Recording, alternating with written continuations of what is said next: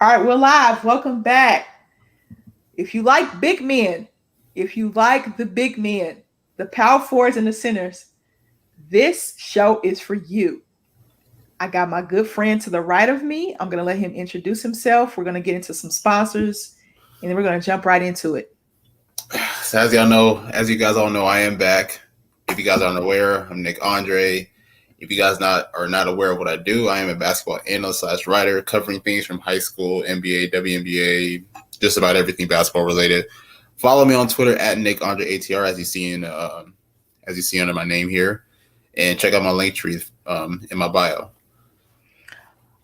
Nick is the reason why I have a link tree. You can follow me on Twitter, and guess what? My link tree is in my bio. And my Twitter name, of course, is at simplyme_AV. This is the last night of this, man, and I feel so refreshed.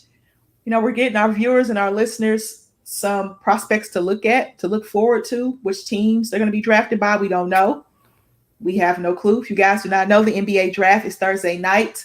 Ladies first will be the NBA draft. I took a week off last week, but ladies first will be the NBA draft. So Nick will be joining me, and hopefully I can have some more people from the Unwrapped Sports Network joining me as well. Now, we're only going to go for 2 hours because Backstop Banter goes on a little bit after me. So I don't want to run into their time. Baseball season is hot right now. A lot of trades and things like that going on. So I want Backstop Banter to get their full time. So we will be going live during the NBA draft from 7 to 9 Central. If you're Eastern, it's from 8 to 10.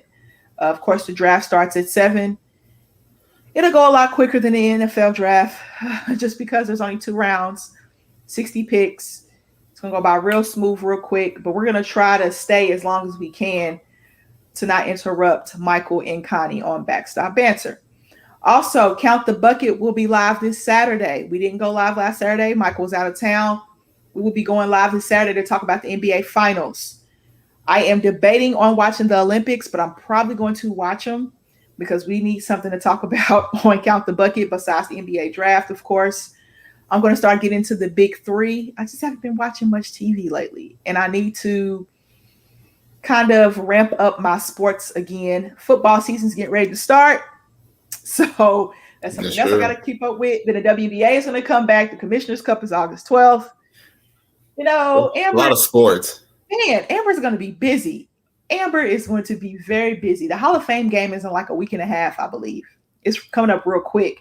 And then you're going to have preseason, and then the regular season is going to kick off.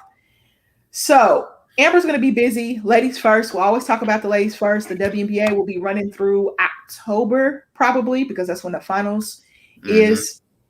And then you'll get WNBA, you'll get NCAA. The Sooners are talking about going to the SEC. I kind of saw that coming. I saw that too, honestly. You in Texas. What's going to happen to the Big 12? I want to talk about that on Ladies First, probably the week after the draft. I'm going to talk about that. That's going to be very interesting. We'll talk about men's and women's sports and what that means. Texas is the money maker in the Big 12. It'd be Texas, then it's OU. Without Texas and OU, the Big 12 is pretty much, yeah. So even though a Big 12 team did win the national championship for men's college basketball this season, but a Big 12 team won the softball championship in OU this season as well. So the Big 12 is looking really dicey. We're going to talk about that on Ladies First. But tonight, if you love a guy that likes to roll to the basket, if you love a guy with good hands, can finish around the rim, versatile, can rebound, block shots, we have some prospects for you. Before we get into those, I want to shout out some sponsors. So first, we're going to do rxhemp.com. Check out rxhemp.com/USN and get 10% off your entire order. Warm and cool CBD cream. Pay attention to the dosage. It has dosages on there. We got Celebrity Believers, and it's made with all natural products. So check out rxhemp.com. Use the code rxhemp/USN to get 10% off your entire order. Next, check out the Patreon. Patreon.com/unwrappedsports. $1 a month, your general fan. $5 a month gets you family access to the Discord chat, 24/7 access to that. 10% off the Teespring shop I'm going to talk about later on in the show. And it just helps us out. $10 a month, VIP, 20% off that Teespring shop, all access to the Discord chat. So check out patreon.com/unwrapsports. And also, if you get put in that $10 a month, if you buy that $10 a month VIP status, then you get put in the running for some signed memorabilia. So you guys check that out, patreon.com/unwrapsports. All right. First up, we got a mid-major guy. All right. We got a mid-major guy. I am so glad we're doing this guy first. Oh my God. Mr. Charles Bassey. All right, Nick, before I give numbers, go ahead and tell me what you like about him. I'm going to be honest. I did not watch any of this guy throughout this past season. And I honestly kind of hate it because as I've been doing my film study on him like this past week, I am amazed at everything that this guy can bring to the table as far as versatility from, being able to move without the ball, being able to like run the floor on the fast break, even being able to handle the ball per se. Honestly, like when I look at Charles Bassey, just with his versatility, his rim protection, everything, I kind of see. I want to say I see a little bit of Serge Ibaka in him, like the way that he can attack, the way that he can protect the basket, and then there's another guy too. I can't necessarily remember off the top of my head, but this guy to me, because I looked up NBADraft.net and they did have him like as a late first rounder.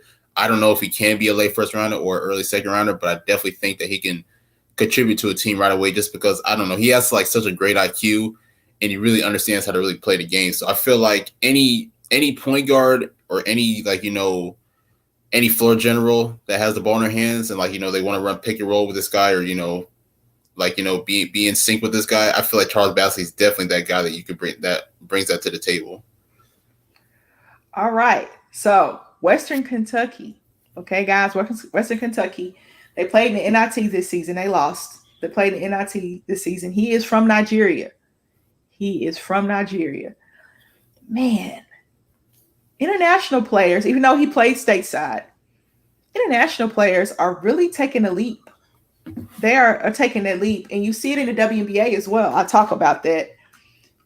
That's why the international game is able to catch up with the NBA because we see more international players coming to stateside to come to college, and then you see them playing for their countries when it becomes Olympic time. So you see that in the World versus the USA game. It used to be rookies and sophomores, but now it's World versus USA, I believe, right? Mm-hmm.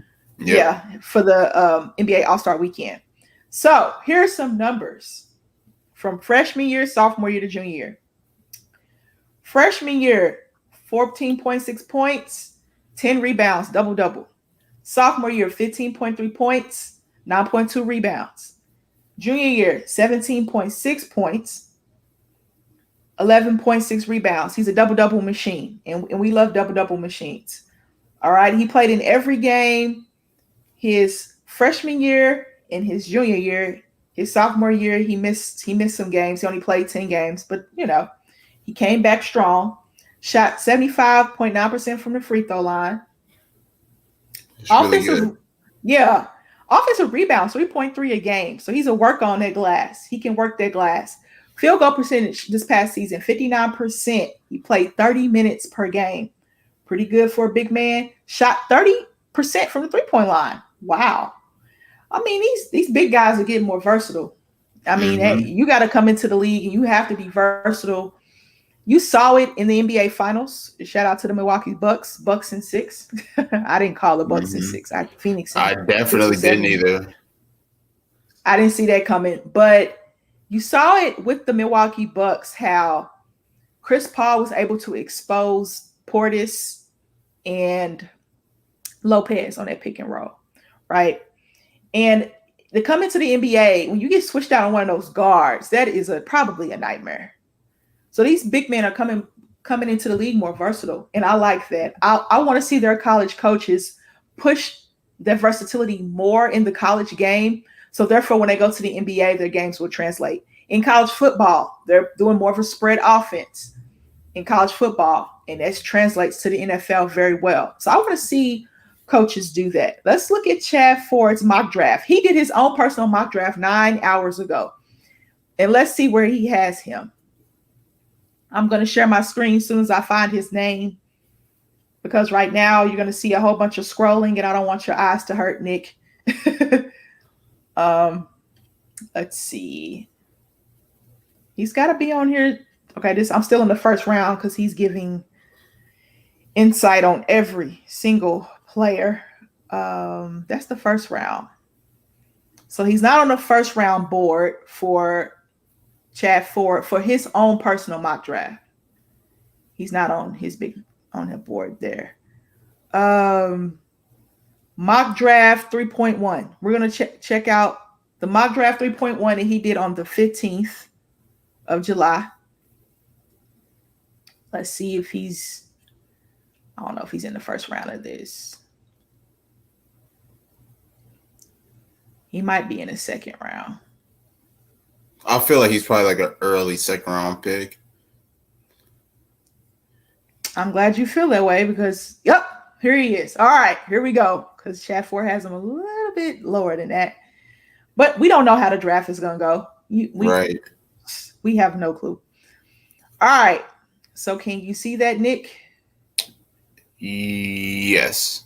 Atlanta. I actually like that. I feel like the pairing of him with a playmaker like Trae Young, like that'll really help him, like, possibly like expand his game. Because, we've seen how Young can be really in sync with guys like Capella and John Collins and whatnot.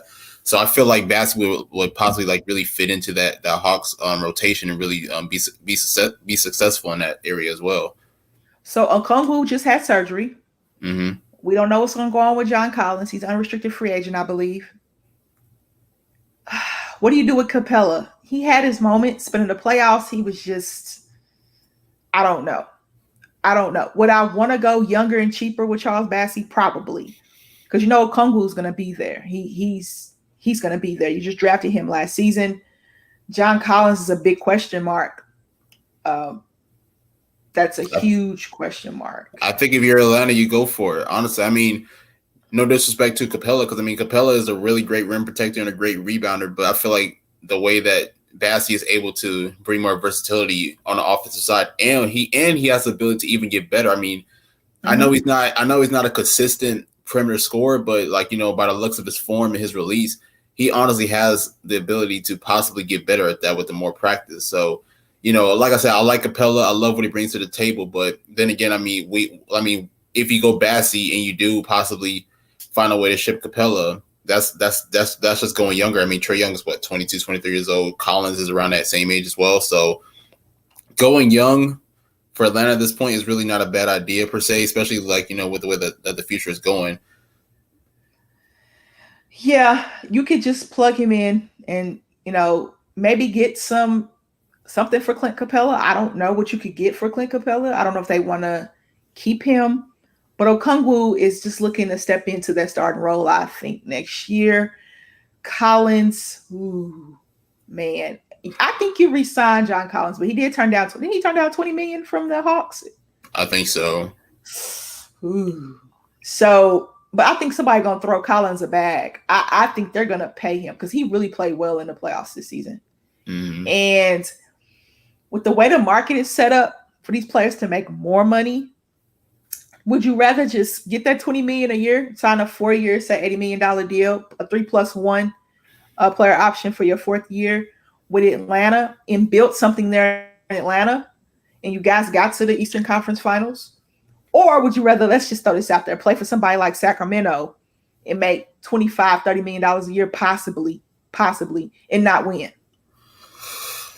If I'm Collins, I would definitely stick with Atlanta, especially considering that the way that they played and the future is just bright for them. Like Trae Young, like him and Trae Young together, I feel like could do some damage. And then especially when you got a coach like Nate McMillan, who's really showed himself throughout this postseason. But then again, money rules the world, so you never know. You definitely wouldn't be mad at John Collins for taking that bag, if another team were to offer him more. But just looking at what Atlanta's building right now, if he were smart, I feel like he would possibly stay and possibly continue to build a dynasty there in Atlanta. Yeah, I am a proponent of, I want these players to get paid, yes, But going from the East to the West is not easy. Like, say, for Not instance, at all. Sacramento offered him money. I wouldn't want to go from a good culture in Atlanta, Nate McMillan, great coach, to go to play for Luke Walton. I just would not. I don't care how much money a year you want to pay me. I just wouldn't make that leap. Yes, you're playing with De'Aaron Fox, but Sacramento hasn't been able to get it together since Chris Webber and Mike Bibby days. I mean, it's been pretty bad for them for that long. So you can pick Charles Bassey there in the second round, mid second round. Chad Ford hasn't projected. If this is their pick, we're talking like this is the picks of how they're going to go. Of course, this is not how they're going to go. Well, some of them will go like this, but we're just talking out loud, guys. We know that Atlanta may or may not pick Charles Bassey, but he's a great plug-and-play player for them. I think Okongwu is going to be out for a while with that surgery. I'm not quite sure how long he's going to be out. Clint Capella didn't have the greatest showing in the playoffs. He had his moments, but he didn't have the greatest showing. If John Collins does decide to leave, then that 3-4 spot is open for Atlanta. DeAndre Hunter will be back. You saw what Cam Reddish did in the playoffs when he came back. He was pulling. Danny Green said, "I want you to shoot the ball, son," and he shot the ball. Atlanta has a lot of promise there. A whole bunch of good young talent there. So Charles Bassey, I think, fits into that. Definitely. And I mean, it doesn't even have to be Atlanta either. I just feel like whoever does decide or whoever does end up drafting Bassey, I feel like they won't be disappointed because I feel like he has a lot to offer to the table. He seems like a guy that continues to work hard, continue to get better. I mean, you saw the numbers there, like through his 3 years at Western Kentucky. Like, honestly, like he shows that, he wants to get better and that he wants to continue to build on what he has. So I feel like, as he transitions into the NBA, I feel like, he'll only continue to improve from here on out. He consistently got better every year, put up double digits every year in scoring. Averaged double-double his freshman year and his junior year. Probably would have averaged one his sophomore year, but he only played 10 games. So we'll see what the future holds for Mr. Bassey. All right, next up, a G League guy. We love some G League guys, man. Isaiah Todd. Ooh-wee. Isaiah Todd. A lot of rumblings with him at that 16 or 18 pick for the Thunder. I've seen it on Twitter. People that cover the Thunder, they love them some Isaiah Todd. So what do you like about Isaiah Todd?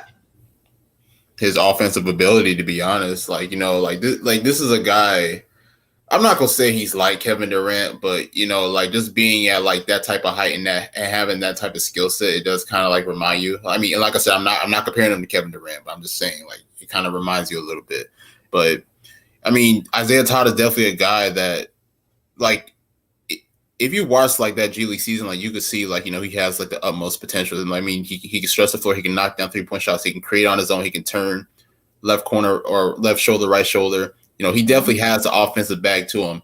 My only concern is, with him I want to say he's like 6'11", 6'10", 6'11". I kind of want to see him more, kind of develop like a little bit more of a post game per se, especially like around that mid post area. And then also defensively, I do want to see him become more of like a defensive anchor, especially with the height that he has. So the offensive package is obviously there, with the way that, he's able to play. But I definitely feel like, he has a little bit more to his game to add if he wants to be more of a complete NBA player. He's young. Another one of these young guys, one of these G League guys. And the G League has done a lot for these players. Now you get 2-way contracts to go to the G League.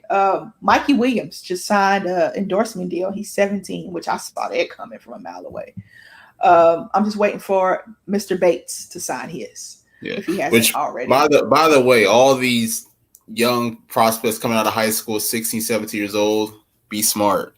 Yes. Be smart. Get that bag, please. Yeah, because build something. These college coaches are making millions of dollars a year and you're eating ramen noodles and peanut butter and jelly sandwiches. You deserve better. Trust me. I know. So here are some numbers. 12.3 points per game. Played in 15 games in the G League. 43% from the field. 36 from three. 82 from the free throw line. 4.9 rebounds a game. Now, when you look at him and you watch him play, he does remind you of his length, a little bit of Kevin Durant. Now, we're not saying he is Kevin Durant, guys. Don't go there. Okay. We know there's only one Kevin Durant. But you If I see, actually had, if I actually had like real comparisons to him, I would possibly say a little bit of Chris Bosh and somewhat Blake Griffin. oh, okay, some A little Bosh and bit. Griffin. Yeah, Bosh and Griffin. I can see that he shoots better than both coming in, but we'll see how he Mm-hmm. does.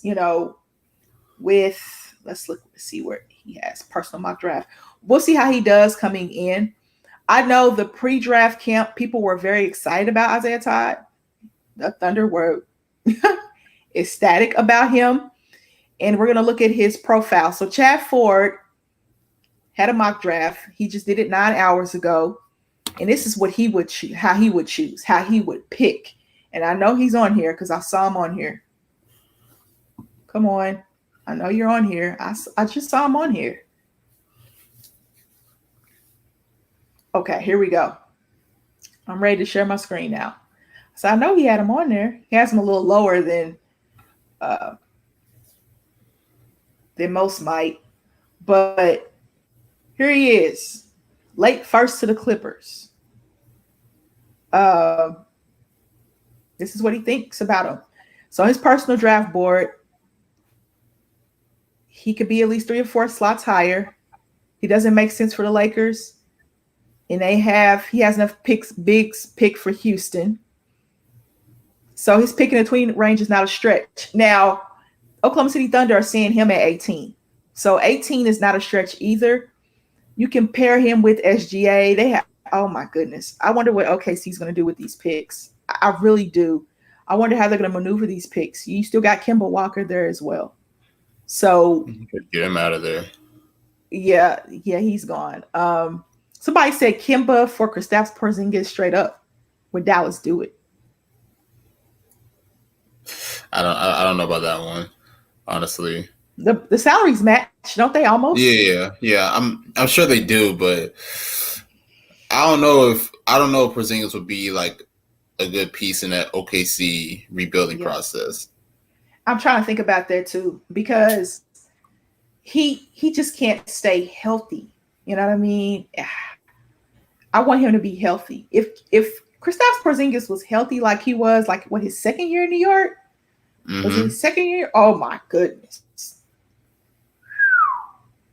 I'm just thinking in my head what he was doing his second year in New York. But Isaiah Todd to the Clippers. The Clippers have some decisions to make. We've talked about that before. They lost in the Western Conference Finals to the Phoenix Suns. They are an older team. Do the Clippers get a little younger? Terrence Mann is coming along. Reggie Jackson is an older player. Morris is an older player. Of course, Rondo's older. Paul George, Kawhi Leonard. Those pieces are a little older. Serge Ibaka, Batum. They're an older team.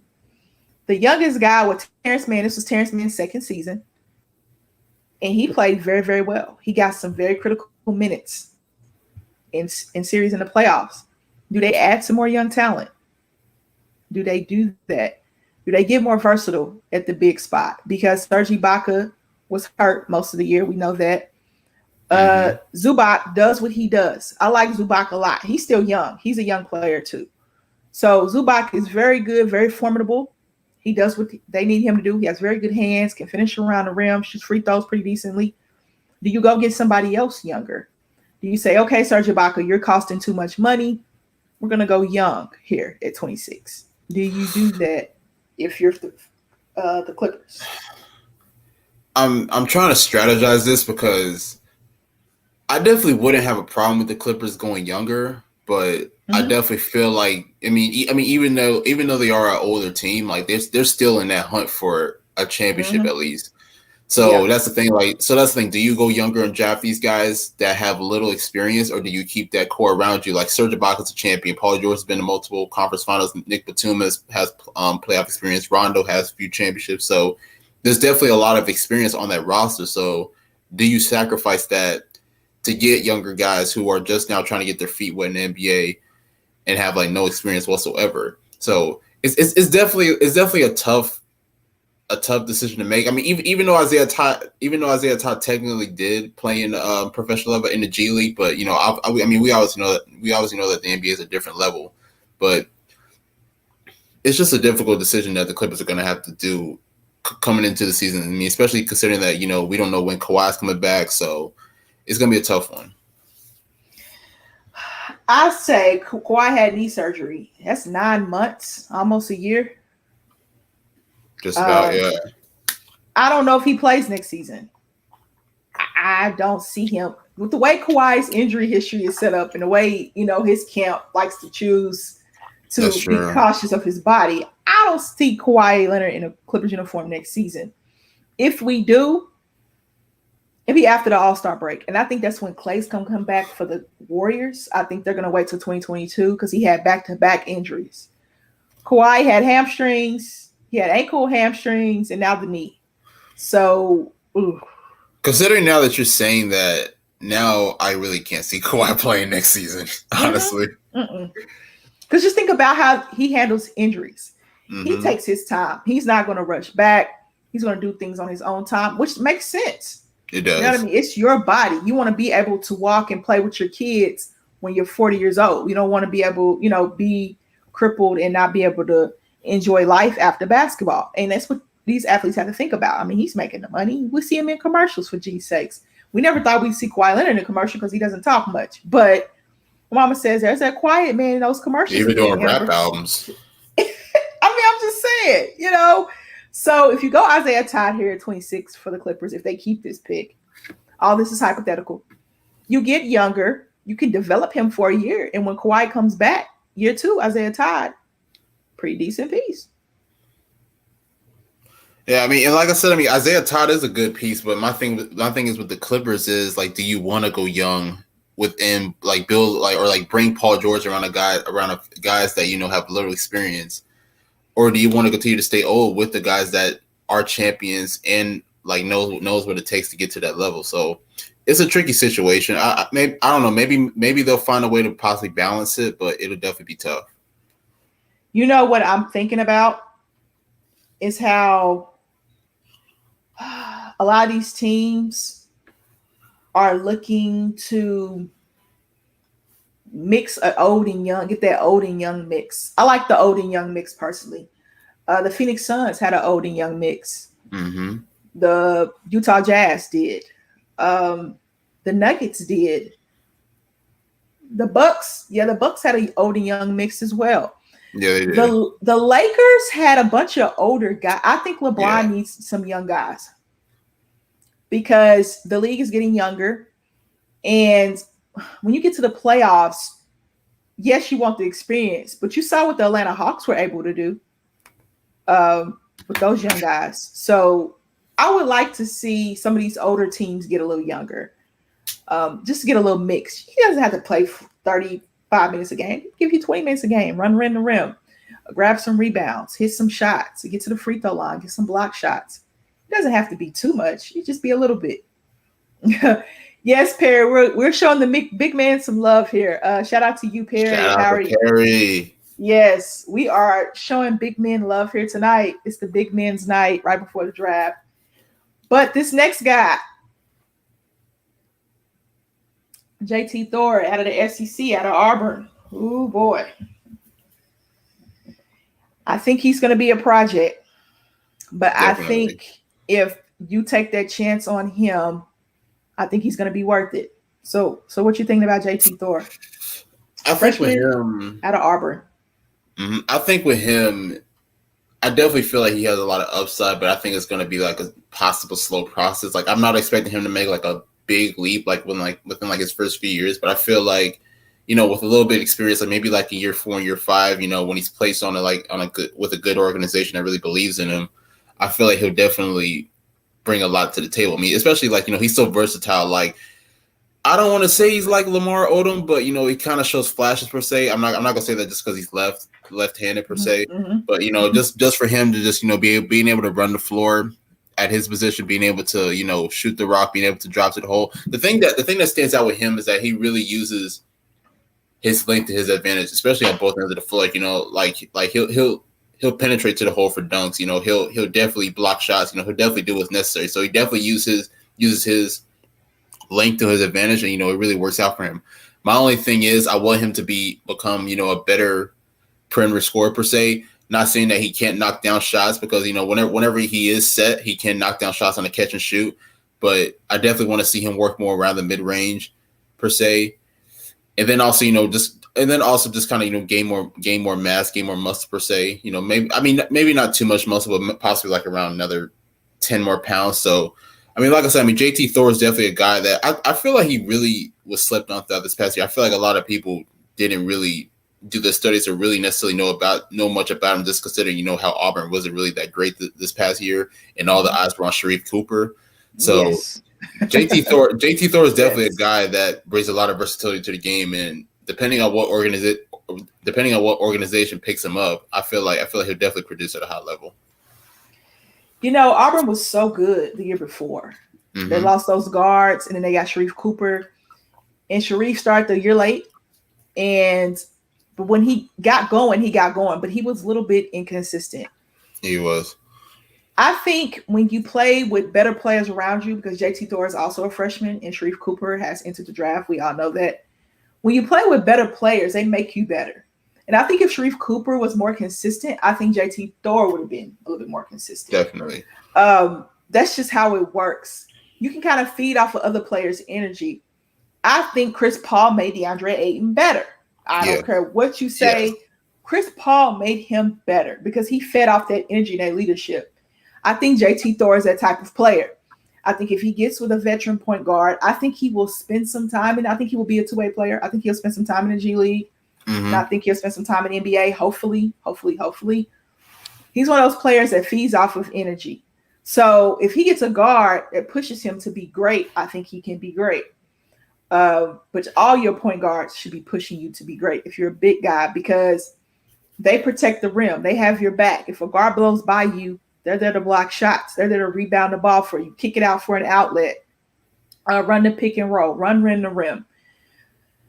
I loved playing with a big man woman, pickup games, men, in an organized setting, women. I love playing with big men and women that love to protect the paint and run rim to rim and do that dirty work. JT Thor is that guy. He will be a two-way guy. I think that personally. I believe it too. Yeah, because in all honesty, like he's probably gonna be like a second round pick per se. So he might end up landing on a playoff contender. So considering all the pieces that team has, so he might just end up being like a two-way, probably spending more time in the G League per se. But you never know. He might get his opportunity to get called up by his team that drafted him. He might, and it's very. I didn't know how difficult it was. I was listening to something. Was I listening to a Big Three podcast or something like that? And they were saying how difficult it is to get called up from the G League. Like you have to be putting up crazy numbers to get called up. And I had no idea it was that difficult to get called up from the G League. I had no clue. So for him to get called up from the G League, I think could possibly happen. Him going undrafted could possibly happen as well. You just never know with these drafts. That is true. Chad Ford doesn't have him on his big board at all. I'm looking at it. Hold on just 1 second. Yeah. He could go undrafted. It's tough though, because besides Alabama and LSU, a lot of people didn't really pay a lot of attention to the SEC. So like I said, Auburn wasn't really that great this year anyway. So I feel like a lot of people didn't really pay attention to what JT Thor could bring to the table. Yeah. And no. He does have him on here. He has him on here. So I missed him. He's in the first round, actually. The first round, okay. The end of the first round, but I think he's going to be a two-way player. I honestly do. Just watching him. So Utah Jazz, he has him picking. Yeah. Wow. Okay, I missed his name. I am so sorry, JT Thor. I'm sorry. All right, Utah struggles defending versatile wings and bigs. And have been well documented. Yeah, we know. Thank you, Chad Ford. We know. The Clippers absolutely burned them in the playoffs. We saw that too. The team also appeared to lack the same level of grit and toughness as their opponents. Thor has been moving so quickly up draft boards, that he might be there at 30 at draft night. If he is, the Utah Jazz should do what they are unwilling to do last year, swing for the fences with a big athletic forward who can defend multiple positions and could, with development, be a breakout star. Who's Utah Jazz's G League affiliate? I think it's Salt Lake City Stars, I want to say. Yeah, Salt Lake something. It's not the Grand Rapids. It's the Salt Lake something. But anyway, okay, Chad Ford has him at the end of the first round. Okay, so if Utah does make this pick, they let Derek Favors go? Yes. Okay. Because that I believe so. Okay. I think Utah needs a versatile big, and he's young. You can develop him. He can guard multiple positions. Well, Nick stated that before. You don't necessarily need his scoring off the bench. You don't necessarily need that. You got Jordan Clarkson that will shoot the ball every time he touches it for that. 6th man of the year. Shout out to Jordan Clarkson. But he can give Rudy Gobert a break when he gets in foul trouble. The Jazz don't have any low post scoring. Does that bother you? Because Rudy Gobert is not a low post scorer. Would that bother you? Off the bench? You think you need that off the bench? Or he can just run pick and roll with Jordan Clarkson or Donovan Mitchell or whoever.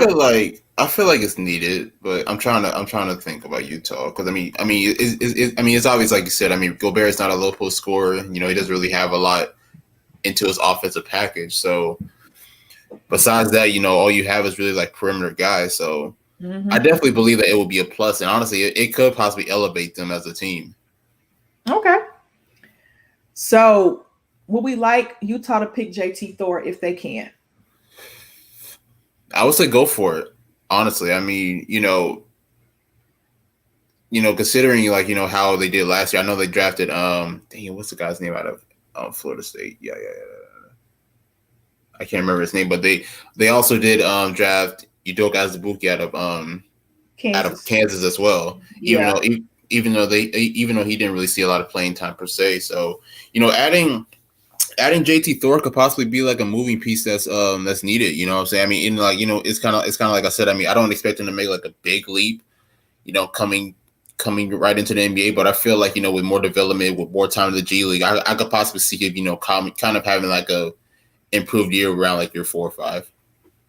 Okay, so he's a project, a late first round, early second round project, maybe potentially.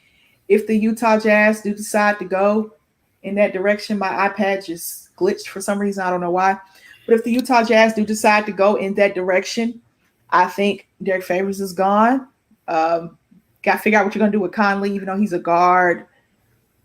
I think Ingles stays. You know, Royce O'Neal be there. Of course, Rudy Gobert signed. And, of course, Donovan Mitchell signed. So, Utah, number 1 record in the NBA last year, but couldn't quite put it together in the playoffs. So they met a very, very hungry Clippers team with something to prove, I think. The Clippers definitely had something to prove. So that's tough when you run into that.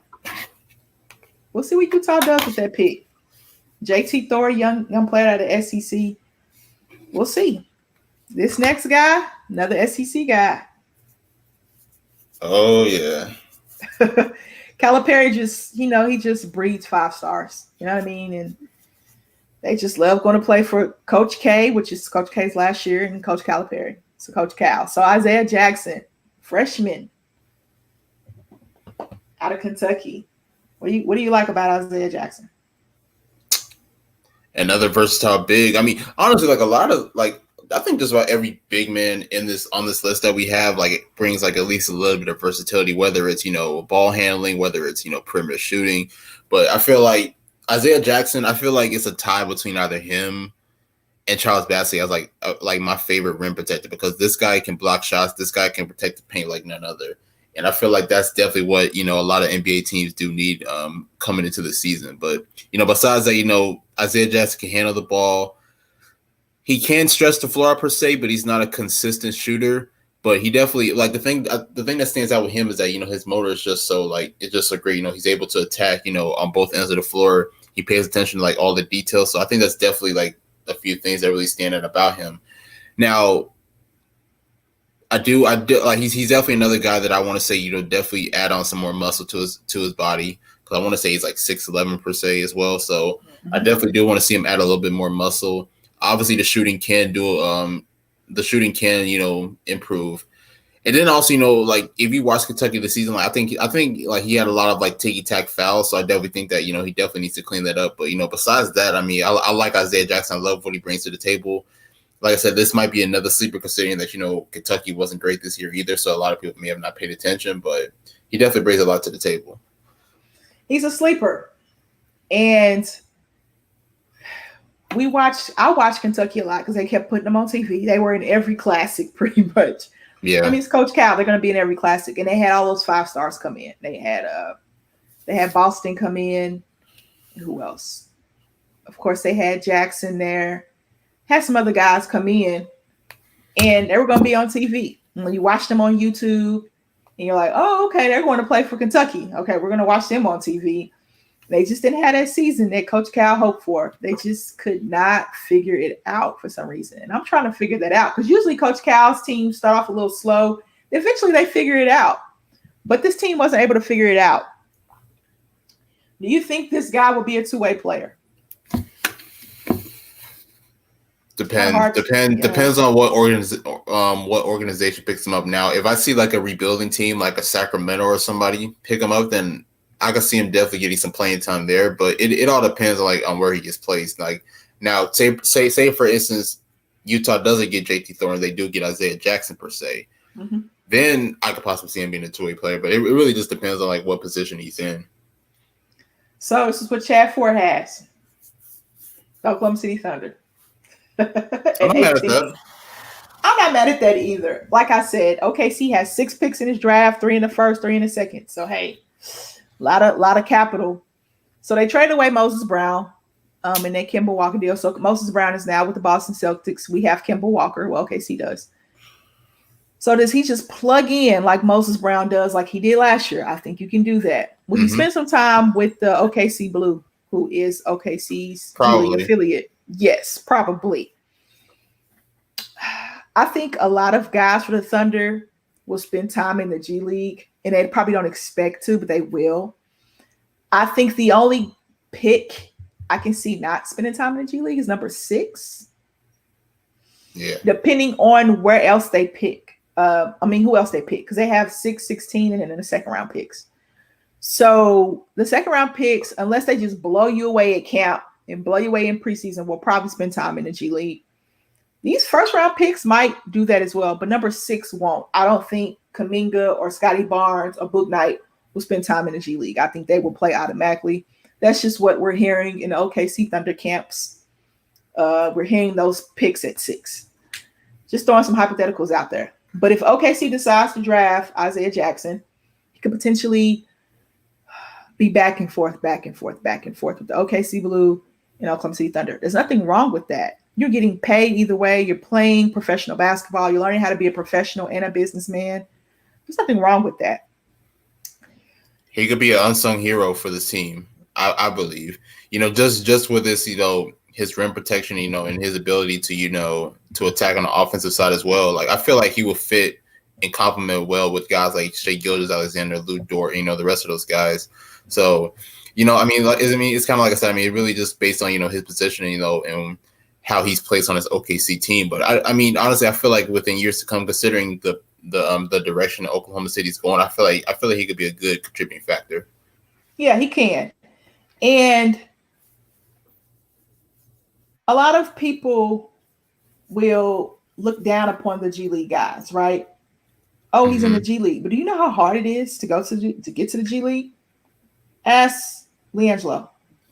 Hey, those G League guys can hoop. Like, people need to stop sleeping.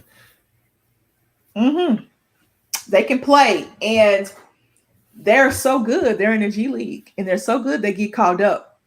And the NBA is so good that some G League guys don't make it. And the NBA is so good, you can be a 5-star recruit coming out of high school and be this great superstar in college and get to the NBA and not even play. That's how good the NBA is. That's how good the G League is. So you have to be very humble coming into the NBA. And Have a lot of luck too. yeah, you do. Get put in the right situations as well. Get placed with an organization that cares about player development. OKC does. They care about player development a lot. That's why they're willing to rebuild. That's why they were willing to let go of Paul George and Russell Westbrook, Kevin Durant, and all those other players, because they were willing to rebuild. So there's a humble slice of pie that has to be eaten when you're a 5-star recruit. You go to college and you're putting up numbers, but then you get to the NBA and it's not the same. And a guy that probably didn't even get drafted is playing ahead of you and is better than you. And you're like, wait a minute, where'd you play in high school? Where'd you play in college? Oh, okay. Like, but I was a 5-star. I was, that was All-American. I was in a Jordan Brand Classic. I did this, I did that. And you can't even see the floor in the NBA. Mm-hmm. That happens more than you know.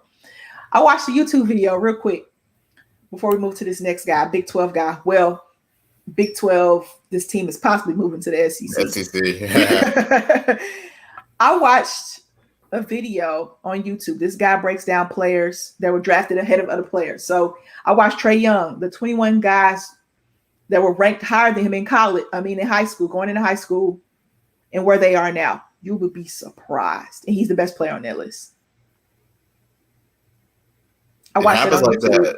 Mm-hmm. I mean, it's especially like, with a lot of these, like, a lot of these guys, what I'm saying? Like, they may start as freshmen being like number 95 per se, being on that, being in the top 100 list. And then, next thing as the years progress, they'll catch themselves like, climbing up the charts, like moving up to like 68, then like 25, and then possibly getting up to the number 1 spot. So nobody's safe, you know what I mean? Nobody's safe whatsoever. So, you just got to continue to put in the work, and, and then, and like I said, luck also plays a part too, just being in the best position. But, what I'm saying? And honestly, like, the NBA is different, you know what I'm saying? Like, I don't think people really understand how good you have to be, because, there's only 60 picks in the NBA draft, and then next there's like hundreds of players that end up not making it. So now the question is now, like, what's next? A lot of guys do get that call saying that they are expected to be this pick or that pick, and then next they end up undrafted. So it's kind of like I said. People really don't understand how good you have to be in order to like really get drafted into the NBA, and even just have a long career at that. Mm-hmm. Yeah, and injuries play a part. I can think of a guy that I just wish his mental health. Well, injuries. Jabari Parker. Think about Jabari Parker and how good he was at Duke. Mm-hmm. People was comparing his body to Carmelo Anthony. Oh, he has that Carmelo Anthony feel to the game. We know what Carmelo Anthony did at Syracuse in his 1 year, and we know what he's done in the NBA for a long period of time. It just didn't work out for him. Between the injuries, those back-to-back, he had back-to-back knee injuries, right? I think so, yeah. Because you remember, like, he was on that early Bucks team with Giannis and all those other guys, like, early in those days. So he was definitely a big part in that. Like, I think around like 2014, 2015. But, it's kind of like you said. injuries did play a part in that. That's how, he's been jumping around since. Yeah, and he just – in Boston, you saw flashes when, Brad Stevens played him in the playoffs. You saw little flashes of him and what he could possibly be. But his body's getting older. Mm-hmm. Right. And it's just not reacting the same way it would have reacted at 21 and 22.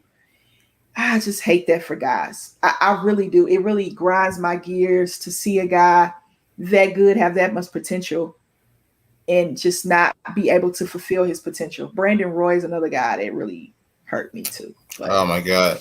I think today's his birthday too. I saw a post on Twitter. It just sucks because Brandon Roy was a gifted offensive player. What? Like, he only played I think he only played like 7 years, but like in those 7 years, like, he really showed what he was capable of. So it's just unfortunate to like, see all of this happen, especially like, with how gifted he was, just those injuries, just, ruining everything. 4-year guy next, Jericho Sims. We did Kyle Jones last week. We did Kyle Jones. So Mm-hmm. you would think Texas Shaka Smart had a pretty good team at Texas last season, right? He's no longer the coach at Texas. Who is the coach now for Texas? It's not Shaka Smart. It's not Shaka Smart. Is it Bruce Pearl? Is it Bruce Pearl's at Auburn. He's still at Auburn? Who took over at Texas? I want to say, yeah. Hang on, let me look it up. Man. Oh my goodness. You probably be able to find it quicker than me. Who's at Texas now? Is it Chris Beard? No. Karen Aston? Oh, no. Never mind. I looked it up wrong. Okay. Chris Beard. From what's it called? Texas Tech. Texas Tech, yeah. That's right, Chris Beard. I was like, was it Chris Beard? I was like, yeah, it's Chris Beard. So Chris, how would you go from? Okay, whatever. All right. He went from Texas Tech. He did a dang good job at Texas Tech. Mm-hmm. Shaka Smart just couldn't get Texas over that hump. They lost in the first round against Abilene Christian, which was a Cinderella story this season. He couldn't quite get them there, and they have recruits. It's just like football with Texas, and I'm not saying this because I went to University of Oklahoma, but they have the best recruiting class in the Big 12 every single year for football. Can't do anything with it. 7-5, 8-4, 7-5. Basketball is kind of the same way. They have one of the best recruiting classes. They have. I'm not saying the best because Kansas is still in the conference and Baylor is coming. Well, we don't know what's going to happen to the Big 12, but. I know. Scott Drew's getting those recruits. Bill Self is getting those recruits as well. Shaka Smart was getting those recruits at Texas. And Rick Barnes was getting them before Shaka Smart. So I don't understand why it couldn't translate for Texas. I don't understand why they couldn't quite put it together. Jericho Sims, 4-year player, rim protector.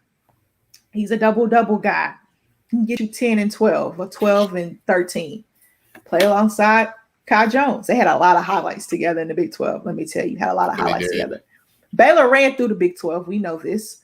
But Texas had a lot of good players on that squad. So what do you think about Jericho Sims? I think he brings a lot to the table as far as on the defensive end. Mm-hmm. You know what I'm saying? And then, like I started like going back watching film on his freshman year and everything. Like he's slowly becoming like, really good offensive player, especially like around the rim, around the post area. So that's definitely still a work in progress, but you can see the development on that end of the floor. But Jericho Sims is a guy kind of like, what we said about the last few guys. I can possibly see him being a two-way guy once again, being in the G League and the NBA, depending on like where he gets placed. But Jericho Sims, the ability to be a great defensive player, I feel like that definitely does help him per se. But it's kind of tough for me to like really see like project like how his career could turn out. Like can he make an impact right away for an NBA team, or will he have to go through like a good like 3, 4, 5 year patch where he doesn't really see his opportunity until later on in his career. So I think it's kind of tough for me as far as right now.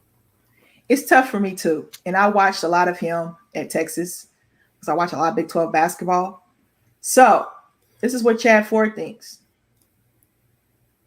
52. So from Los Angeles, Sacramento, Houston, and Detroit. So Detroit got their pick back.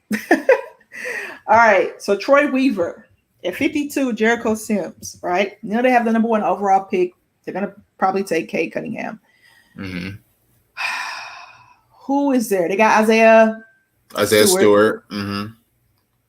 Sadiq Bey. Killian Hayes. Gosh, what is his name? Jeremy Grant. Then you're going to have Cade Cunningham, possibly. Who else is their other big guy? Do they have any other big men? I have to think about Detroit basketball. They're young. Think off the top of my head. I can't either. Let me look at their roster real quick, Nick. Yeah, but I mean, if they do go with Jericho Sims per se, I mean, I feel like that definitely adds more to their youth and like as far as what they got.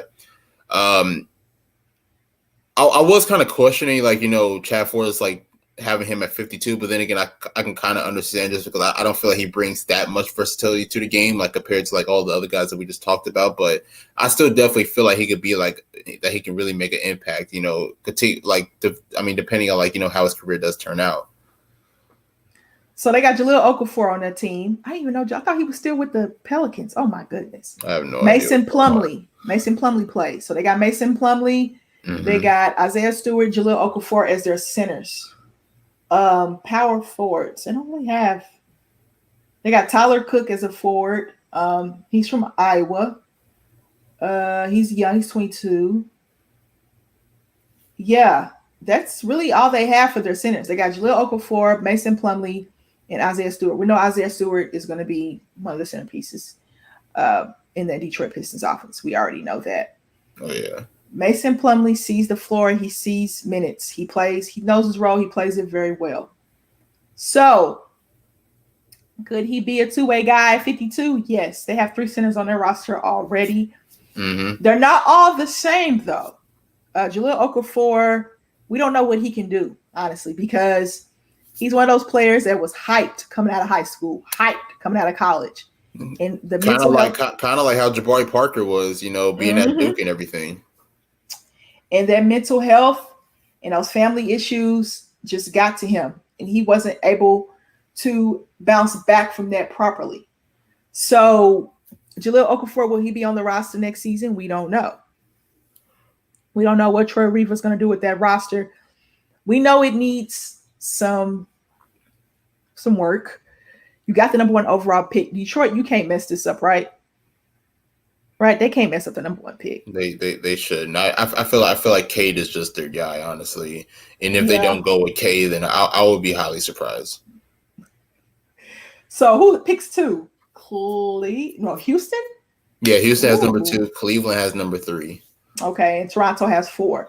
Imagine if he slipped down to 4, you had him and Fred VanVleet in that backcourt in Toronto. That'd be tough, but yeah. If you let K slip to number 4, man, like some of these GMs or whatever, they're gonna have to get fired. I'm sorry. I mean, but we've seen some wild stuff in the draft, right? Yeah, we have. But my God, you know what I mean? We've seen some very wild stuff in the draft, and I'm not saying that Detroit is going to do something that drastic and go with, let's say, a Jalen Suggs at number 1 or Evan Mobley at number 1. I wouldn't be mad if they did go him at number 1. We're going to talk about him last. I would be upset with that. It's just that if you pair up, let's say if Houston does take Cade number 2, and you got Christian Wood there, Jayshawn Tate there, Kevin Porter Jr. there. That gets interesting. And John Wall still there. That gets interesting for Houston. I feel like Houston needs to move John Wall, personally. Yeah, they do. They contract. Oh my goodness. I think he's the highest. Is he one of the highest paid players in the NBA? I think him and Russell have like that 40 million something, 42 million. Is that a year? Yeah, I think so. Geez. Oh my God. Yeah, because the Wizards signed him to that max, remember? And he tore. Oh yeah, that's right. Oh my goodness. Yeah, that contract is tough. But he looked good last year though. He did. He looked good last year. He got his speed back. He got his burst back. His jump shot improved. So hey. But Jericho Sims, I think he will be a project. He will. He definitely will. He would definitely be a project. Like the thing about him is that, it's kind of like I said earlier, like he doesn't bring a lot of versatility to the game, but he will show you like flashes of, perimeter shots, being able to switch, and guard multiple positions. So he definitely has the tools to be able to get better, but now it's just all about how he can, continue to elevate himself, especially going into the NBA level. So I think that'll definitely be, the big question for him going forward. Absolutely. All right. I did a profile on this guy last year. He was going to enter the draft. He decided not to. Filip Petrusev. Yes, I said it right. I learned how to pronounce it on YouTube. Okay, guys. All right. So his freshman year, he went to Gonzaga. Thanks. He went to Gonzaga. Then he went to go play in Serbia. And he was going to put his name in the draft. He thought about it. He played in Gonzaga for 2 years. 2 years. Then he went to go play in Serbia. So he put his name in the draft last year. Then he ended up not going back to Gonzaga. Ooh, if he would have came back to Gonzaga, ooh, boy. He ended up not coming back to Gonzaga after COVID, played for the Serbian team, averaged 23 for his Serbian team. His freshman year at Gonzaga, where his first year in Gonzaga, he averaged 6.5. Second year, 17.5. I mean, he was a monster down low for Gonzaga. And he decides, you know what, I'm going to play for my country. Averaged 23.6. Filip Petrusev, I think, is a very underrated player in this draft. I like him a lot. I'm starting to fall in love with international players. I don't know why. I just think their experience internationally when they get that younger and then they come to the States and play in college. He dominated in college. He dominated the West Coast Conference before deciding to leave to go back to Serbia. Just imagine him on that Gonzaga team. They probably would have had a better chance against Baylor. I just think Baylor's guards were just too much in their athleticism. But this guy is a real presence down low. I like him a lot. What do you think about Mr. Petrusev? You know, watching the film on him like the past few days, like his game to me kind of stood out as like far as like, you know, a stretch big, just, you know, just with his ability to knock down shots. But he's definitely pretty good at, you know, being able to play pick and roll, being able to get into the lanes, being able to knock or being able to work around the post. The thing about him is that his basketball IQ is so high that, you know, he really connects with his teammates at a very high level, especially like, you know, being in sync with guys. It's kind of like how, you know, Trae Young with Capella or Trae Young with John Collins per se. So that's definitely an aspect that he definitely does have. I don't know. It's like, you know, when I first started watching him, like he kind of gave me, I don't know why, but he kind of gave me like Ersan Ilyasova vibes, you know, with the way that, you know, he can knock down shots per se. But he definitely does have a little bit more to his game. So, you know, considering that, you know, he did play overseas after that year in Gonzaga, my question now is, you know, where does he place? Is he a first rounder? Is he a second rounder? I personally do not know that. I do think that he does bring a lot to the game, but, you know, considering that, you know, looking at him compared to other guys, I'm just not 100% sure per se. So that's definitely something that I have to look into. Okay, here we go. According to Chad Ford, Brooklyn would take him at 49. I would like that for Brooklyn. I think he's going to be a two-way player, though. I like that for Brooklyn if it does happen, because you get a guy that can stretch the floor, you get a guy that can run rim to rim. He's 6'11", pretty good on the defensive end. He has college playing experience, so he has American playing experience, but he also has international experience as well. Mm-hmm. So you're going to get a guy that played for Mark Few for 2 years at Gonzaga, and then he decided to play for his country. I think if he played a third year at Gonzaga, I think that probably would have boosted his draft stock. I think he would have been a first-round pick. He could still possibly be a first-round pick. We don't know. But Chad Ford has him at 49, going to the Brooklyn Nets from the Atlanta Hawks. So if he does get drafted by Brooklyn, the way that Brooklyn is set up, I don't know what you're going to do with Blake Griffin. I don't know what you're going to do with DeAndre Jordan. We know Dinwiddie is gone. We know Spencer Dinwiddie is probably gone. You think so? I think they re-signed Dinwiddie. You think they can afford to re-sign Dinwiddie? It's tough, but like you can even make a case that if Dinwiddie was healthy, you know, like you never know. I mean, Brooklyn could have possibly gotten past Milwaukee. I mean, you just never know. I mean, like it's definitely those situations like, you know, what if, you know, this didn't happen or that didn't happen. But, you know, Dinwiddie was definitely coming into his own, you know, being in Brooklyn. I mean, especially considering last year, you know, like, you know, Kyrie was hurt for like a good amount of time, and then he kind of took over.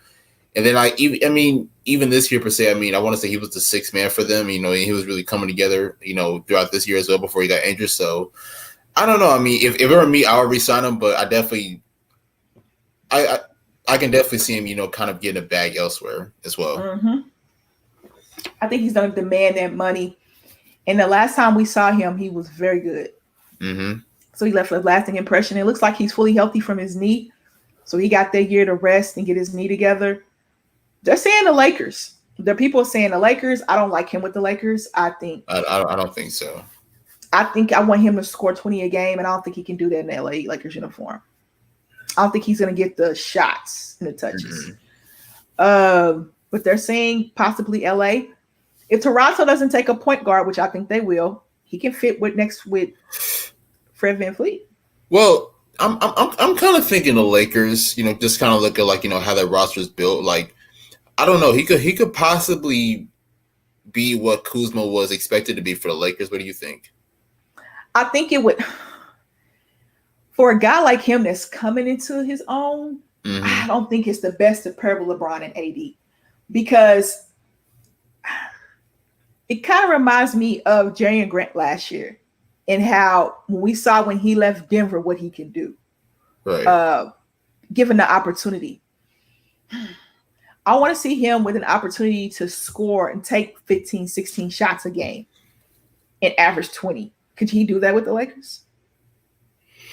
Yeah, that is tough. That's tough because the Lakers are probably going to go. I think Kyle Kuzma and Dennis Schroeder are gone. And they might go get another wing, DeRozan, maybe Lowry.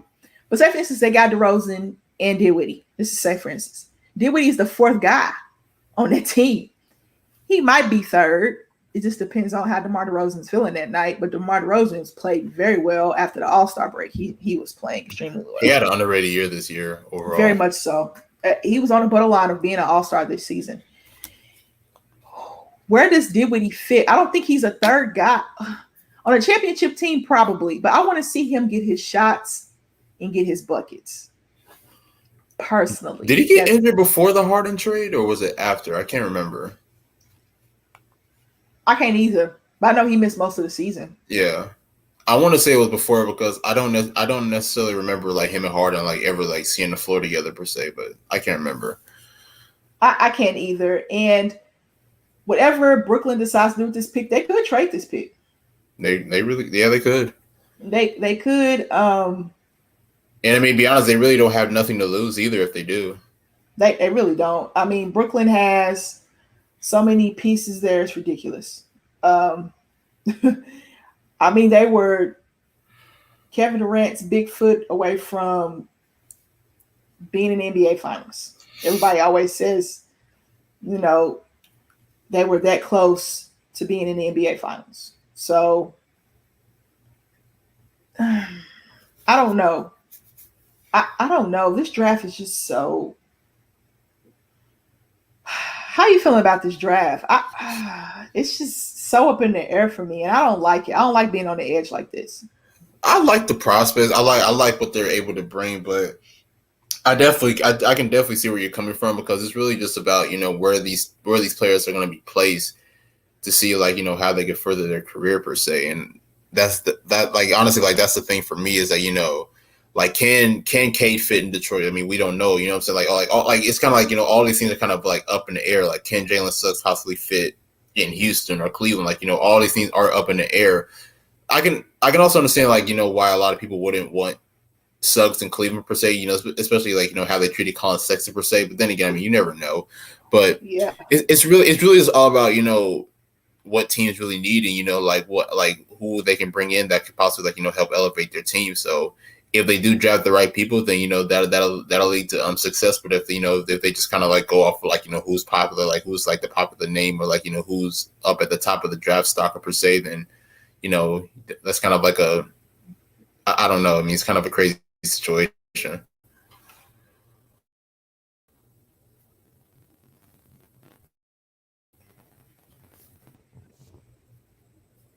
I lost you there for a little bit, but I got you back. You hear me now? Yeah, I can hear you now. My Wi-Fi is, I don't know what it's doing. I don't know why it wants to do this late at night. Like during the day, I got an interview today. It was great. It's really good. Now when I want to talk about prospects, it doesn't want to act right. But whatever Brooklyn decides to do, whatever people in the draft decide to do, choose wisely. Detroit, you cannot mess that number one pickup. Please don't. All right, next to last. De'Ron Sharpe. The people know about him. I watched blue. I watched him in North Carolina. I mean, I don't know who else did, but you get a lot of North Carolina games on TV these days. Definitely. So, what are your feelings on Mr. Sharpe? Definitely loves what he brings to the table as far as, like, you know, hustle. Honestly, I feel like he's like one of those hustle guys. Like to me, he's kind of like Montrezl Harrell 2.0, like especially like when you think about what Montrezl brings to the table as far as like rebounding, tenacity under the basket. I mean, Day'Ron Sharpe's kind of up there, like so he's not a stretch big. He's not a guy that I guess you could possibly play some in pick and rolls, but that's really not like his like really big strength per se. Like like all I mean, like if you place him in the NBA, like his job is really just gonna have to be like controlling the boards, I'm saying, protecting the rim, and also put back dunks per se. So I definitely love what he brings to the table on that end, and we'll see where he goes from the NBA. Interesting where Trav Ford has him. You want to see it? Let's see. Let's look at it. Interesting. First round, 27 to the Brooklyn Nets. Okay. Ooh. I like that. I honestly like that for him, considering, say per se Blake Griffin doesn't come back, you're going to need another guy, under that rim that, that can really make things happen. So I don't know. I mean, Day'Ron Sharpe might be a good contributing piece for the team. You never know. You never know. And they didn't have the size last season, and they still took the Bucks to 7. KD played the 5 at times. And Bruce Brown played the 5. Jeff Green played the 5. Blake Griffin played the 5. DeAndre Jordan didn't see the floor much. So what do you do there in Brooklyn? We talked about this with Filip Petrusev. We'll talk about it with Day'Ron Sharpe, a higher prospect than Petrusev. Will he go higher than Petrusev? We don't know. But if Brooklyn decides to do this, they had Jared Allen. I think Jared Allen would be perfect on this team now. Oh my goodness. Hindsight's 2020. He is now with the Cleveland Cavaliers. He will be getting the bag because he put up great numbers for the Cavaliers, and he's young. He fits their timeline. Another UT guy, Jared Allen is. So the Nets have questions at center, right? You can go get this young guy at center. Like you said, high motor, run rim to rim, pick and roll, catch lobs. That's going to be your job with the Brooklyn Nets. Rebound, get KD, Kyrie, and Harden more possessions. Play your role, do it well, play with some good vets. They know how to win. They got some vets on there that have championships. Yeah. I would love to play with James Harden. As a big guy, because you're going to get the ball. Yeah, pick and roll, you're going to get the ball. And even Kyrie and even Kevin Durant. But James Harden more so because he's going to be playing that point guard position. They've already established that James Harden's my point guard. If I'm Day'Ron Sharpe, heck yeah, I want to go to the Nets and play with guys that have championship experience, playoff experience. I know what my role is. I think a lot of times when rookies come into the NBA, they're like, who am I supposed to be? I was this person in high school. I was this person in college. When I get to the NBA, what is my role? Some players don't know what their role exactly is. So if you're Mr. Sharpe and you're coming from a great university like North Carolina, great basketball, blue blood, shout out to Roy Williams, he retired. And you're saying, okay, I play for Roy Williams. I can go play there in Brooklyn with Steve Nash. I know Steve Nash is going to run a lot of pick and roll. He's a point guard. He's pass first point guard. I'm going to get the ball, and I'm going to be able to play with great players. I would love to go play with the Brooklyn Nets. If I was Mr. Sharpe, I would love that. Yeah, definitely. I mean, it's kind of like you said. I mean, it's really just all about playing your role, understanding what you bring to the table as far as, especially on that team like Brooklyn, with them being so top heavy, with superstars. So, for Day'Ron Sharpe, I mean, if he does get selected by Brooklyn, I feel like he would definitely contribute right away, especially, with the way that, he brings to the table as far as like, defense and rebounding. So, and that's something that Brooklyn can use, yes, to potentially elevate as more of a contender. So if that were to work out, I wouldn't be mad at it. I wouldn't be mad at it either. I want to see more of him. Last but not least, he could be number 1, he could be number 2, number 3, or number 4. He will not slip past 4. Mr. Evan Mobley. Pac-12 Freshman of the Year. Pac-12 Player of the Year, I believe. He was All-American, I believe, this season as well. USC played very well this season. His brother played very well with him this season. I love hearing those stories about how they were so competitive as kids, his older brother. That's why he went to USC. So Evan Mobley, he will be top 3 pick in this draft. So much we can say about Evan Mobley, but Nick, I'm gonna let you go ahead and go. Start off. All right, so I have these comparisons that I have for Evan Mobley. You ready? I'm ready. I got LaMarcus Aldridge. Okay. Chris Bosh, possibly. Okay. Possibly. And I'm gonna even throw a female in there. I'm gonna throw Candace Parker. Okay. So that's what you I don't think anybody's ever done that. Yeah. So okay. I mean, so you know, there's obviously a reason why he was one of the top players in the country. I mean, you know, just with, you know, his ability to just, you know, do everything. Like, honestly, if you ask me, he could possibly play every position on the floor. And I feel like, you know, especially, you know, I mean, we already know what he can do as far as scoring and as far as, you know, being a rim protector on defense. But I feel like the most underrated attribute in his game was his playmaking and his passing, especially like, you know, around the post area, you know, just being able to find cutters, being able to spot open guys, you know, around that post area. I feel like that was definitely something that people didn't necessarily talk about in this game that he really brings to the table. So, you know, I really hope he goes to Cleveland. I feel like he'll possibly fit better in Cleveland compared to Jalen Suggs. I mean, not saying that Jalen Suggs wouldn't make an impact, but I feel like if you place him in that front court with Jared Allen, I feel like that'll definitely be like, you know, great success. Mm-hmm. Possibly getting Kevin Love out of there. I don't know how, you know, I mean, Kevin Love also has a crazy contract as well. So we just never know. But Cleveland, Houston might work as well, but they do have Christian Wood, and I feel like Houston should continue to build around Christian Wood per se. Mm-hmm. But Evan Mobley's definitely a top 3 pick per se, and I feel like if he slips anywhere past 3, then people are crazy. Exactly. People are out of their freaking minds. Yeah. So,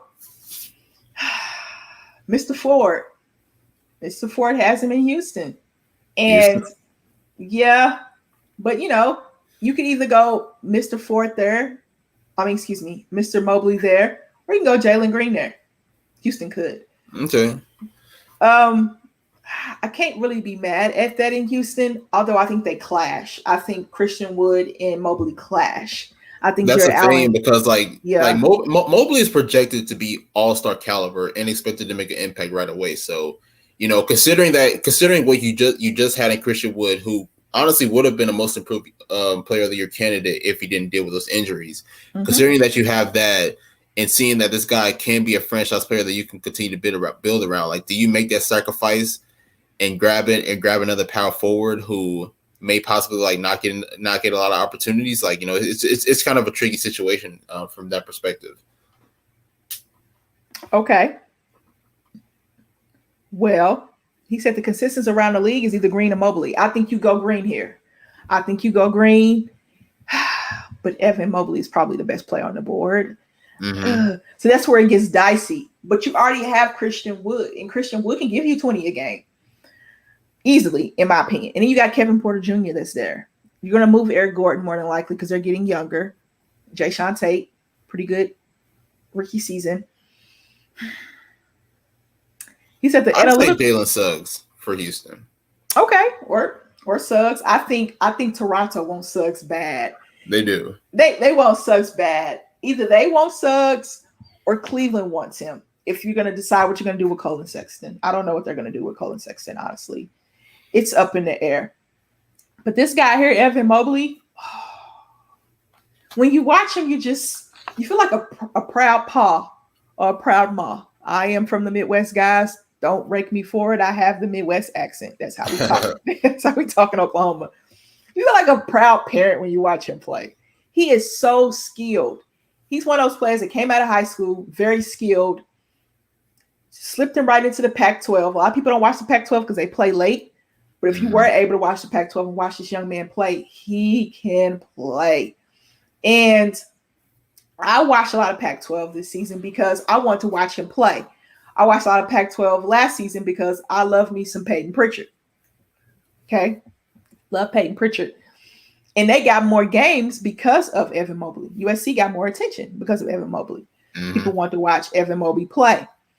Him and his brother play very well together. I think his brother might go undrafted, but I think his brother has a very good chance of making a roster because his older brother's pretty good. Yeah, he is. So, Chad Ford says he's too good to pass on. When you're Houston, This is where it gets really sticky because he is too good of a prospect to pass on, right? But you already have Christian Wood. Can he and Christian Wood play together in the right system? Can Salas make that work? Probably. Do you go get Jalen Green? You could. But Evan Mobley is just so, he's there. I think Detroit could take him number 1 overall, honestly. They could possibly do that and pair him and Isaiah Stewart together because they already have Killian Hayes as their point guard. You can go, he can drop down to 3 and go to Cleveland, play with Jared Allen. He could drop down to 4 and play in Toronto with Pascal Siakam. Ooh. I don't think he slipped past 4. I don't think he goes to Orlando Magic. There's no way he slips past 4.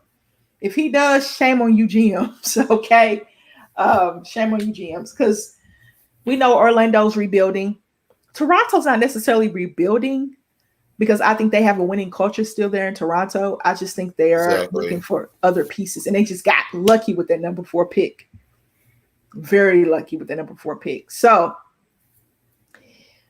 let's look at it, Nick, because I love Evan Mobley. I do.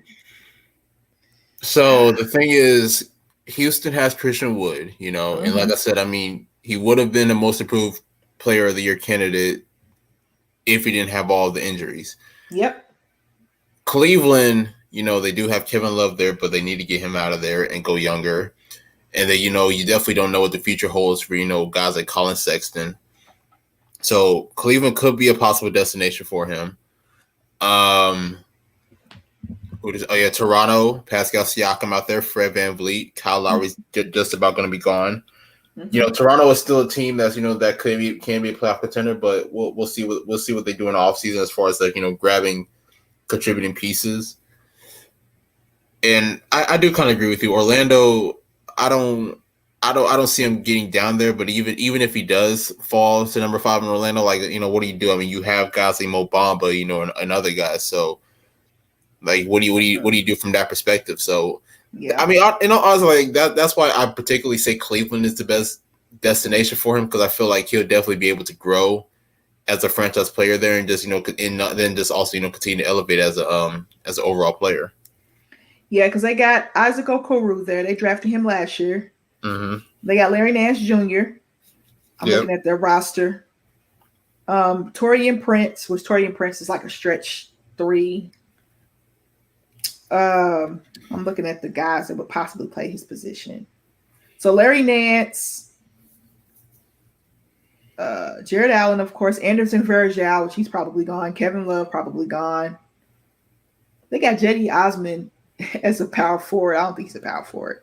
No, he's more like a 3. Yeah, I got Taurean Prince. Lamar Stevens is a small forward.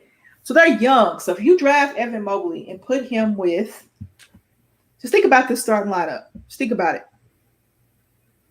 Colin Sexton, if he's still there. That's going to be tough for him to still be there. Okay, we're going to take Colin Sexton out, right? Darius Garland, Isaac Okoro. Who would my 3 be? I guess Taurean Prince. Taurean Prince would be my 3. Jared Allen and Evan Mobley. I like that. I like that too. I like that a lot. So if Colin Sexton stays, which I don't see it happening, I think they want to move in a direction more towards Darius Garland. I think they want to stop bringing him off the bench. You would have Colin Sexton, Isaac Okoro, Taurean Prince, Jared Allen, and Evan Mobley.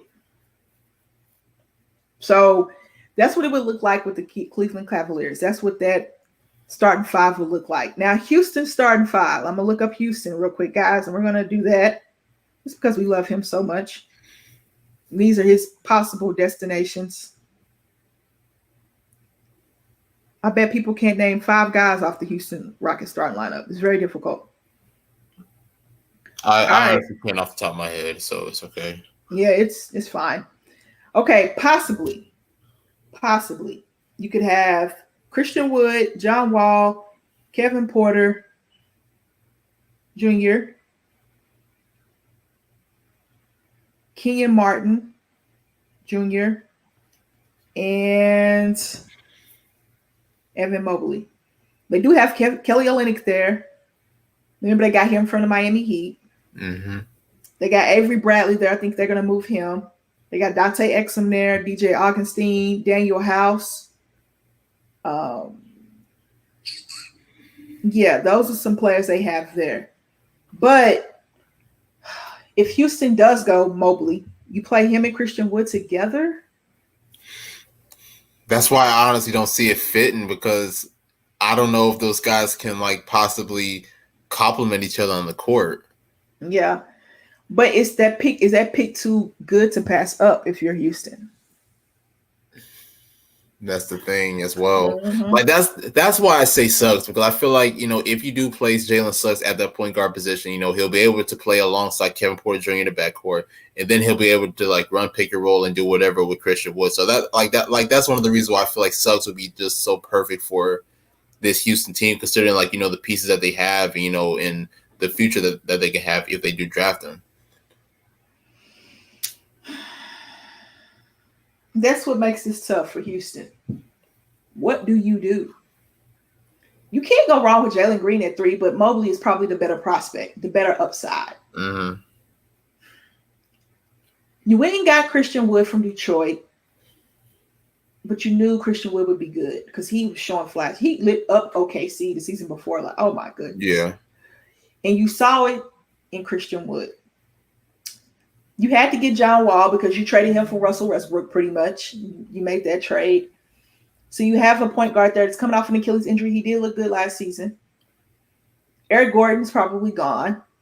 You went to get Kevin Porter Jr. Cleveland let him go. He was going through some things. Gave him a chance. And boy, did he play well. Kenyon Martin Jr. came along last year as well. Yeah, he did. Jayshawn Tate played very well for a rookie. Daniel House played well. He can knock down shots and be versatile on the defensive end. I think it's too good for Houston to pass up. And if they do pass it up, I'm not saying Jalen Green won't pan out, but I think they'll regret it. Because they'll see how good Evan Mobley is in Cleveland. Or Detroit. Or Toronto. I think the best situation for him, this is going to sound crazy, is Toronto, because their player development program in Toronto is one of the best. Nick Nurse is a damn good coach. Mm-hmm. I agree. But that's the thing, like Houston, like I feel like, because, I agree. Mobley, if you have an opportunity to get Mobley, then yes, you get him, like without question. But now I feel like they'll have to make a decision. Like now, like, do you want to build and start fresh with this young guy right here coming straight out of college, or do you want to continue to allow Christian Wood to be the franchise player? Now that's the thing, considering how well Christian Wood played. Go ahead. Mobley is a franchise guy, in your opinion? Yes. In my opinion, yes. Okay, so oh goodness, who has the better upside here, Christian Wood? And that's hard to say because we've seen what Christian Wood can do. We don't know what Evan Mobley can do on the NBA level yet, right? Exactly. Christian Wood went undrafted, got dumped by his girlfriend because he went undrafted. And he came back and probably would have won most improved player this year. Can average 20 a game. He showed that he was getting 20. He be double-doubles and stuff. Mm-hmm. And then Evan Mobley, you have Evan Mobley there that could possibly change your franchise. But you've seen what Christian Wood can do. And he hasn't even reached his potential yet. I don't think he's maxed out his potential yet. Of course not. He's still young. But you got this 19-year-old there who a lot of people think is probably the best player in this draft. And you look at the Cleveland Cavaliers, and if the Cleveland Cavaliers take him at 3, you take Jalen Green at 2, how will you feel 5 years from now? That's the question. That's the question that Houston's going to have to ask themselves. If we don't take Evan Mobley, then what? Not saying that Jalen Green won't pan out or whoever they take it at number 2. It could be Jalen Suggs, right? Not saying that they won't pan out, but this guy is the guy, in my opinion. So now the thing is, like, I'm trying to think now, if they do go Mobley, could Houston possibly find a way to ship Wood to a championship contender? Do I want to see Wood on a championship contender? I think it would take away from his potential. And I say that because he's not going to be the second or third guy on a championship team. Maybe, possibly. Championship contenders next year. Let's look at them. Denver. Denver. The Lakers. I'm assuming Denver's going to keep Gordon. Yeah, they will. Jamal Murray will be back sometime from that knee injury, but Michael Porter showed up. Yeah. So you got Denver, looking out west first. Denver, the Lakers. I can't put the Clippers in there because Kawhi won't be there. Utah. Phoenix. I think you gonna see him in Utah? No, I'm just saying championship contenders. Yeah, but I mean, like, I'm just saying, like, could you possibly see him being like a number 2 in Utah, starting in that power forward alongside Gobert in the He can because Donovan Mitchell doesn't have a number 2. Exactly. So, if you're Utah, can you afford him though? No, you can't afford him. That's true. Because money comes in the midst of all of this. They're a small market; they can't afford them. They probably won't even go over their luxury tax there in Utah. Dwayne Wade, make it happen. Yeah. He could beat Donovan Mitchell's number 2 because Rudy Gobert is not Donovan Mitchell's number 2. Donovan Mitchell doesn't have a number 2. That's part of Utah's problem. They share the ball very well. They play defense very well, but Donovan Mitchell does not have a number 2. If he doesn't score 35 a night in the playoffs, they're dead. You saw that against the Clippers. I got a scenario. If Chris Paul leaves, Ayton, Wood, and Booker. I'm not mad at that. I would like that. I feel like even with CP, I mean, you don't think he would like possibly be able to flourish? Yeah, because I think they get everybody involved. Yeah, Monty Williams knows how to get everybody involved. We know Devin Booker's going to take the majority of the shots, but he's a shooting guard. It's Devin Booker. The Lakers, no, not quite, because I think with AD and LeBron, yes, I want them to go younger, but I want them to have a younger role player. I don't think Christian Wood's a role player. No, without question. Could the Clippers use him? At this point, yeah, but I mean, it's kind of like what we said earlier. I mean, like they really have guys that have championship experience. So, like, do you give a guy like Christian Wood those minutes that you were giving to Serge Ibaka when he was healthy? Yeah, if you want me to be honest, he's younger, more of an offensive threat too. Yeah, I mean, I understand that. But can you afford him? Yeah. No. Ooh, what if there's a scenario where you place him alongside Luka and you get rid of Porzingis? Yes, in Dallas, I like that. Yeah. I like that in Dallas, and he adds defense to the Dallas Mavericks. So Dallas is a possibility. Let's look out east. Boston, you think? Maybe. I don't know. I don't know about Boston. Yeah. New York Knicks. I don't think so. Nah. Okay. What about Miami? Yeah, Miami works because you can have him, Bam, and Jimmy. Miami works. Pat Riley will spend the money. We know that. Or let's say John Collins walks out of Atlanta. In Atlanta. Now, if John Collins walks away from Atlanta, where would John Collins fit? That's true. Phoenix with Booker and Ayton? That's something I would think about if I'm Phoenix. Because if Chris Paul they decide to let Chris Paul go, you need somebody else. And John Collins can get you almost 20 a game. He plays very well in the playoffs. He's young. He fits that timeline. I'm trying to think of other teams. Other teams for Christian Wood. Indiana Pacers? No. I don't think so. No. I don't think so. I wouldn't say Toronto because you got Pascal there. Of course, not the Nets because he would be fourth fiddle. We already talked about Atlanta. I don't think he wants to go to Orlando. I don't think Charlotte, he fits in. I don't think he fits in Philly either, or Milwaukee. What about Charlotte? Charlotte could possibly be a destination. I mean, that's another young team right there. So, considering like how they were last year, getting to that playing tournament, I feel like Wood could be a good piece for them. Let me think. The Wizards, but I don't know what they're going to do with Beal or Westbrook. The Wizards are they're up in the air right now too, trying to figure out what they're going to do with Beal and Westbrook. So Washington, they have Rui, they got Thomas Bryant, Westbrook, and Beal. They have Danny Avdija. So I don't know. So if Houston wants to pair Mobley and Wood together, we gave you scenarios, guys. We're thinking out loud here of where Wood could possibly. He's not going to be moved, I don't think. Houston ain't that crazy. It's just tough because both of these guys have so much upside. Like that's why, Wood can be a franchise player.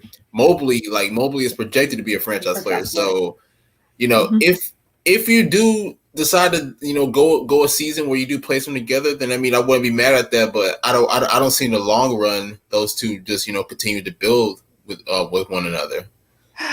Yeah, and for me, you have to take the best available, right? Exactly. Have to take the best available player. And at number 2, if it's not Cade or Evan Mobley, it's going to be Cade and Evan Mobley back to back, in my opinion. Mm-hmm. Could it be Jalen Green? Yes, he could be, possibly. But Houston, you don't have a problem. You got a good problem, Houston. You got number 2 pick, right? You have a great problem. Because if Evan Mobley goes number 1 in Detroit, then you have the automatic pick of Cade Cunningham. Now the big issue is, how do you move John Wall at that point? That's true. Because I don't think Cade's a 2. You think Cade could play a 2 off the ball? He didn't play off the ball much at Oklahoma State. Not necessarily. It's just funny because I keep leaving John Wall out of the picture when it comes to Houston, just because I don't really see him as possibly having a future. I know you do. And I try to think about it because I'm a huge John Wall fan, but I think about that contract and how hard it is going to be to move. That is true. And the reason why Houston was able to do it with Russell Westbrook, they have a similar contract, so they're just able to swap players. And then you got DeMarcus Cousins there, and then you had James Harden. So you're like, okay, cool, but you knew James Harden wanted out as soon as Russell Westbrook said he wanted out. You had a disgruntled star in James Harden. You knew that was going to happen, and you gave him away to the Brooklyn Nets, pretty much. So, Houston, you have a good problem. All right. The draft is Thursday night. We'll be doing a show. Ladies first will be the NBA draft. Nick will be joining me from 7 to 9 Central, 8 to 10 Eastern. I will be going for 2 hours because Backstop Banter goes on after me, and I don't want to cut into their time. We appreciate everybody who tuned in tonight. I have 2 more sponsors. Check out mybookie.ag. Use the code USN100 to double your first deposit. You can bet on any and everything, and I mean any and everything. NBA draft picks, you can probably bet on. I'm not going to do it because guess what? We don't know what's going to happen. We keep telling you guys it's so unpredictable because we don't know. Also, check out teespring.com/stores/unwrapped to get all your Unwrapped Sports Network gear. All the live lineups have gear. Ladies First has gear. I didn't wear it tonight. I'll wear it on Thursday. I have a coffee mug and a t-shirt. So support the Unwrapped Sports Network. Check out teespring.com/store/unwrapped. I'm going to let my guy shout himself out again, and we're going to sign off. Follow me on Twitter at NickAndreATR. If you do, I'm very active on NBA Twitter, talking about everything that goes on in basketball. And then also just check my link tree. I have a lot of things from articles, podcasts, basically everything that I've been doing throughout the past, however long. He's been doing it so long, he doesn't know how long he's been doing it. Yeah. All right, check me out on Twitter at simplyme_AV. My link tree's in my bio. Shout out to Nick for hooking me up with Linktree. Count the bucket tomorrow night if you're Central. Tonight, if you're Eastern, count the bucket with me and Michael, my co-host Michael. Hopefully Nick can come on and talk about the NBA Finals. We might get into some Olympic basketball. I'm not quite sure. I haven't watched anything just yet. Don't hold that against me. But I told you guys I'm going to have to start watching stuff. I just have to because I have to talk about it. And Nick is going to have to watch the Olympics because he has to write about it. Mm-hmm. So count the bucket tomorrow night or tonight, wherever you are. Nick and I will see you back here tomorrow and then Thursday for the NBA draft. Deuce.